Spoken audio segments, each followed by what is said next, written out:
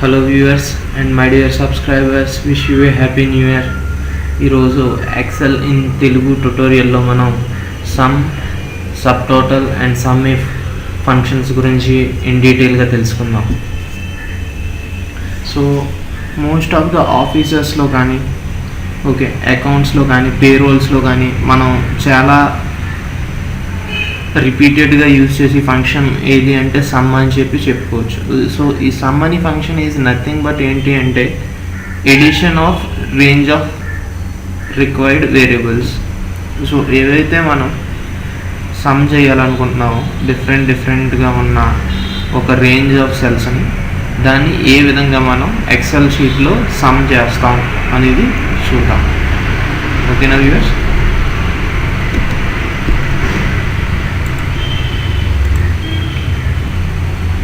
So some and some if functions అని చెప్పి మనకున్నాయి. So నా ప్రీవియస్ ట్యుటోరియల్లో ఆల్రెడీ మీకు ఇఫ్ ఫంక్షన్స్ గురించి ఇన్ డీటెయిల్గా ఎక్స్ప్లెయిన్ చేశాను. సో ఇఫ్ అనేది ఏంటి అంటే ఒక కండిషన్. సో గ్రేటర్ దాన్, అలాగే less than, greater than or equal to అని ఇఫ్ కండిషన్స్. సో ఆ ఇఫ్ కండిషన్స్ సమ్తో మనం ఎలా యూజ్ చేస్తాం అనేది కూడా ఈ ట్యుటోరియల్లో చూద్దాం. ఓకేనా ఫ్రెండ్స్? ఈ సమ్ ఫంక్షన్ని ఎలా యూజ్ చేస్తాం అనేది చూద్దాం. ఈ సమ్ ఫంక్షన్ యూజ్ చేసుకుని మనం వెర్టికల్గా ఎడిషన్ చేయొచ్చు, అదేవిధంగా హారిజాంటల్గా ఎడిషన్ చేయొచ్చు, అదేవిధంగా సింగిల్ సెల్స్తో ఎడిషన్ చేయొచ్చు, అదేవిధంగా మల్టిపుల్ సెల్స్తో కూడా మనం ఎడిషన్ చేయొచ్చు. ఫస్ట్గా హారిజాంటల్గా కనుక మీరు చేయాలనుకుంటే ఏం చేస్తారంటే, ఇక్కడ నేను మీకు ఇచ్చాను చూసారా ఫార్ములాస్, ఈ విధంగా కనుక మీరు యూజ్ చేసినట్లయితే ఈజీగా సమ్ చేయొచ్చు. సో ఫస్ట్గా మనం is equals to some of brackets open, select the range, C3 to E3, close the brackets. So మనకి ఇక్కడ ఈ విధంగా మనం హారిజాంటల్ సమ్, మరి అదేవిధంగా వెర్టికల్ సమ్ కూడా చేయొచ్చు. అలా కాకుండా సింగిల్ సెల్స్గా కూడా మనం సమ్ చేయొచ్చు. Is equals to some, select the particular cells. మీరు ఏ సెల్స్ని అయితే సమ్ చేయాలనుకుంటున్నారో ఆ సెల్స్ని సెలెక్ట్ చేసుకోండి. జస్ట్ సమ్ సెలెక్ట్ చేసుకున్న తర్వాత just close the bracket. So ఈ విధంగా మనం సమ్ చేయొచ్చు. అదేవిధంగా ఇప్పుడు సింగిల్ సెల్తో చేసాం, అదేవిధంగా మల్టిపుల్ రేంజెస్తో కూడా మనం సమ్ చేయొచ్చు. అది ఎలాగంటే is equals to some of select that range viewers comma and again select another range comma and press enter. So ఇదే విధంగా మనం సమ్ ఫంక్షన్తో సబ్ ఫంక్షన్స్ కూడా యూజ్ చేయొచ్చు. Some of average and some of maximum అని కూడా మనం ఈ విధంగా సమ్ ఫంక్షన్లోనే మరెన్నో మల్టిపుల్ ఫంక్షన్స్ కూడా పెట్టచ్చు. ఓకేనా వ్యూవర్స్? సో ఈ విధంగా మనం సమ్ ఫంక్షన్ యూజ్ చేసుకుని వెర్టికల్గా అదేవిధంగా హారిజాంటల్గా డేటా అనేది మనం యాడ్ చేయొచ్చు. ఓకేనా? అండ్ నెక్స్ట్ అలాగే మనకి సమ్ ప్రోడక్ట్ అని చెప్పి ఇంకో ఫంక్షన్ ఉంది. ఓకేనా? సో ఈ సమ్ ప్రోడక్ట్ అనేది ఏంటి అంటే రెండు రేంజ్లని డైరెక్ట్గా మనం ప్రొడక్ట్ చేయొచ్చు. ఓకేనా? సో సింటాక్స్ కనుక చూసినట్లయితే సమ్ ప్రోడక్ట్కి ఇది మనకి syntax viewers. Some product is equals to range of 1, range 2, range 3. So నేను ఇప్పుడు కనుక ఈ రెండు రేంజ్ని కనుక నేను ప్రొడక్ట్ చేయాలి అనుకుంటే is equals to some product range 1 range 2. So ఈ రెండు రేంజ్లో మనకి ప్రోడక్ట్ అవి ఓవరాల్ సమ్ అనేది డిస్ప్లే అవుతుంది వ్యూవర్స్. ఓకేనా?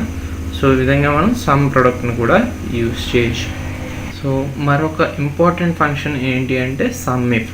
సో ఈ సమ్ ఇఫ్ ఎప్పుడు యూజ్ చేస్తాం అంటే ఏమన్నా కండిషన్స్ అప్లై చేసి సమ్ చేయాలి అనుకుంటే ఈ సమ్ ఇఫ్ యూజ్ చేస్తాం. ఓకేనా వ్యూవర్స్? సో ఈ సమ్ ఇఫ్ ఎలాగా అనేది ఒకసారి చూద్దాం. Very important function viewers. ఈ సమ్ ఇఫ్ ఎలా యూజ్ చేస్తాం అనేది ఒకసారి చూద్దాం. సో నాకు ఇక్కడ ఒక స్టాక్స్ వాటి ఒక క్వాంటిటీ అండ్ బ్రోకరేజ్ ఛార్జెస్తో ఒక టేబుల్ ఉంది. సో నేను ఇక్కడ ఉన్న నెంబర్ ఆఫ్ స్టాక్స్ నుంచి ఒక పర్టిక్యులర్ స్టాక్ ఒక క్వాంటిటీ ఎంతో సమ్ చేయాలనుకుంటున్నాను. ఓకేనా? సో నేను ఈ విధంగా టేబుల్ క్రియేట్ చేసి, ఓకేనా viewers? So some if syntax ఏంటి ఒకసారి చూడండి. ఓకేనా? So some if range comma, okay, ఏదైతే రేంజో మీరు ఆ రేంజ్, నెక్స్ట్ మీరు ఇవ్వాల్సింది ఏంటి అంటే ఏదైతే క్రైటీరియా ఉందో ఆ క్రైటీరియా అండ్ సమ్ రేంజ్ ఇస్తే అక్కడ నుంచి మనకి పర్టిక్యులర్ సమ్ అనేది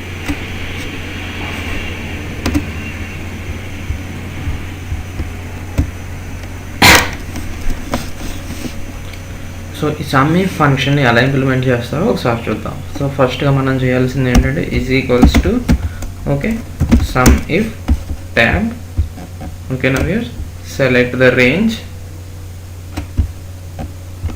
ఓకే, సో మీరు రేంజ్ సెలెక్ట్ చేసుకున్నప్పుడు మనం ఫస్ట్ మైండ్లో పెట్టుకోవాల్సింది ఏంటంటే క్రైటీరియా అనేది ఎప్పుడు కూడా ఫస్ట్ కాలంలో మాత్రమే ఉండాలి. ఓకే, సో ఇక్కడ నా క్రైటీరియా ఏంటంటే సో పర్టిక్యులర్ స్టాక్ నేమ్ అనేది నా క్రైటీరియా. అండ్ నెక్స్ట్ క్రైటీరియా ఏదైతే ఇస్తున్నారో ఆ పర్టిక్యులర్ సెల్ అడ్రస్, ఓకేనా? అండ్ నెక్స్ట్, ఓకే, ఏదైతే సమ్ చేయాలనుకుంటున్నారో ఆ సమ్ రేంజ్, ఓకేనా? And next close the bracket, enter. So Tata అనే దానికి ఇక్కడ పర్టిక్యులర్ దానికి ఎంత ఉంది అంటే క్వాంటిటీ ఓవరాల్గా 300 ఉంది. సో నెక్స్ట్ నేను స్టాక్ని మార్చి సేల్ అని పెట్టా. ఓకే, సో సేల్ ఓవరాల్గా ఎంత ఉన్నాయంటే okay 582 and overall the brokerage charges for the sale ఎంత అంటే 231.84. సో ఈ విధంగా మనం సమ్ ఇఫ్ యూజ్ చేసి, ఓకేనా వ్యూయర్స్, పర్టికులర్గా ఏదైతే డేటా ఒక సమ్ కావాలనుకుంటున్నామో ఆ సమ్ ఒక డేటాను మాత్రమే మనం క్యాలిక్యులేట్ చేయగలం. ఓకేనా?